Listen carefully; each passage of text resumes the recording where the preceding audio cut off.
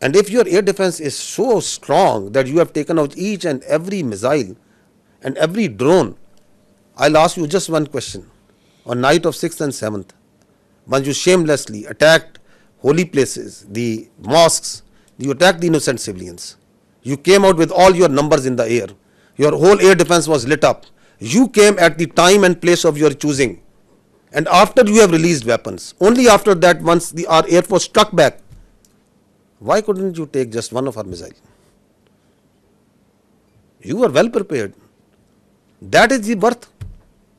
And now once you call this phantom defense, then everything is going up and everything is being neutralized.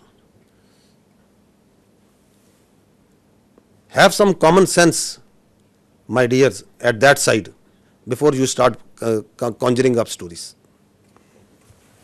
So far, 33 Pakistani Shahid, 62 injured.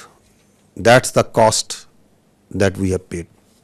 And I'll tell you, I have told you before, each and every drop of blood is in our conscience, in the conscience of these armed forces, the people and the state of Pakistan. You can't get away with it.